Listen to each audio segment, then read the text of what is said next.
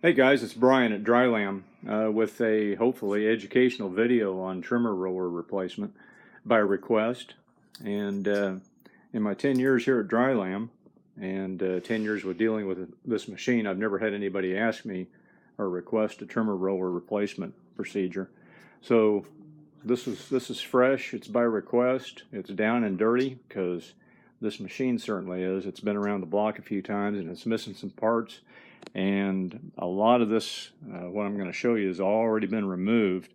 So I'm hoping this is going to be as helpful as possible. Let's get started here.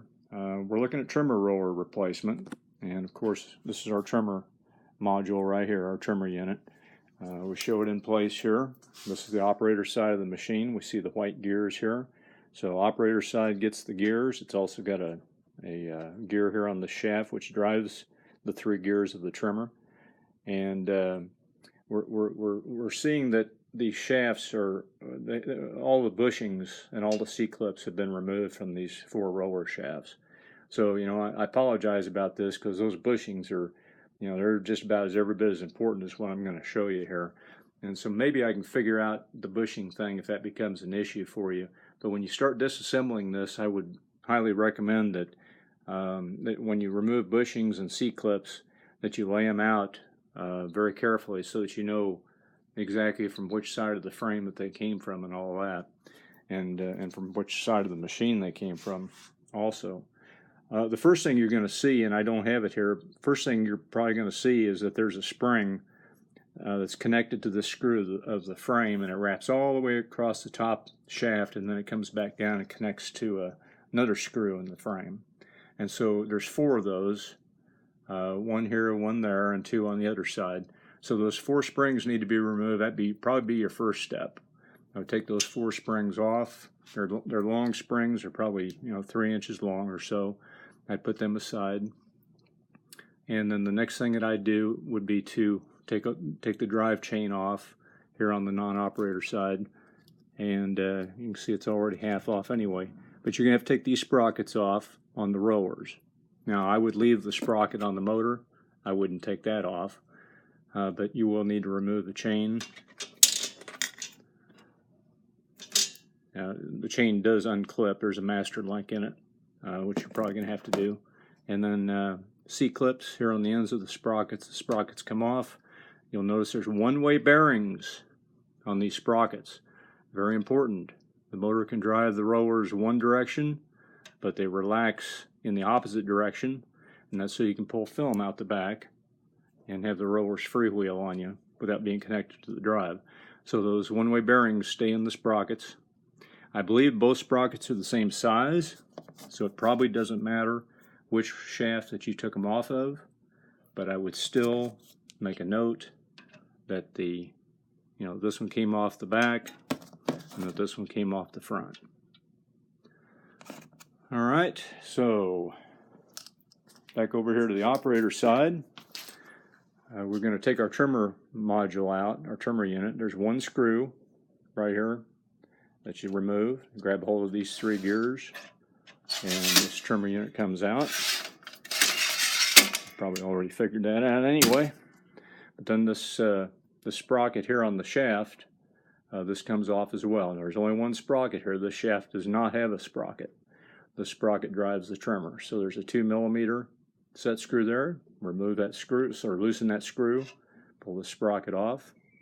Put it aside. Again, you're going to have bushings. You've already removed the springs that I was telling you about. You're going to have bushings and all kinds of stuff on both ends of these roller shafts. I wish I had them here, but I don't. That's why this got taken apart in the first place. So at this point, the next step to disassembly would be to remove this frame, this part of the frame here. It's got the warning label on it. It's got the cut-off fingers on it. This needs to come out. And so to remove that, we've got 2 screws right here above the roller shaft, and there's 2 on the other side. So remove all 4 of those screws. And yes, and then this is going to be really hard to show while holding the camera, but I'm going to do my best at it. That will loosen this piece up. This piece needs to come out, and this piece is holding the top roller back here. So our lower roller is still down underneath here. So all these rollers slide to the operator's side to some degree. Yeah, and this is going to be impossible to do one-handed. So there we go. We got it to come forward. Got it come to the operator's side. We've loosened the non-operator side. We're going to slide it out the non-operator side hole here. Okay, that one's out, and then we can take this piece out. We can take our warning label piece right on out of there. Okay, and we notice that there's a V shape here in the bottom of it. It's right in the center in the bottom, and that aligns with our discharge sensor, which is right here. Alright, so now we've got a lower roller that's still in place. This very easily slides to one side and out. And again, our lower roller shaft is the longer one. Longer shafts on the bottom, shorter shafts on the top. And these longer shafts have a divot in the end of the shaft, which goes to the operator side. Operator side. Alright, so we put our second roller there.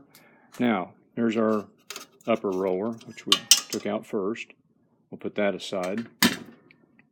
Now, if you really need to get to these two rollers in here, this is the pre-trimmer rollers. These are the two rollers before the trimmer unit. And you're going to do pretty much the same thing. There's no metal to remove, but you're going to take the upper shaft.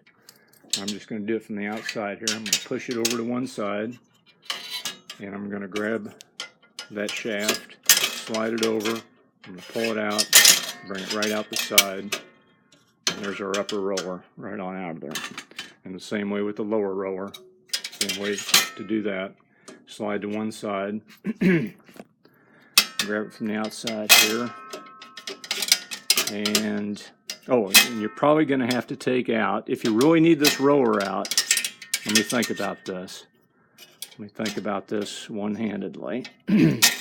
Yeah, if you need to take this roller out,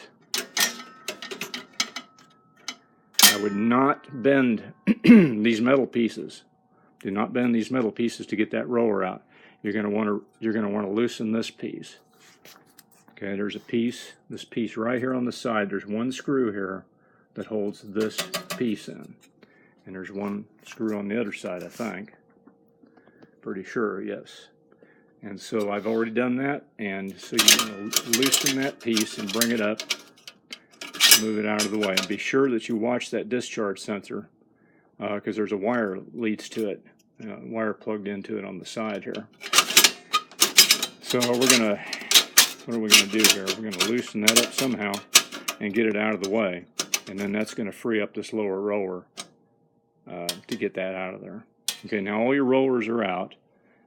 You can put the new rollers back in the opposite direction. All right, now as far as the bushings and stuff, if you really need help with that, I'm going to have to come up with some way to document how all those bushings and C-clips go on the rollers. So I'm hoping that this at least halfway helps you out.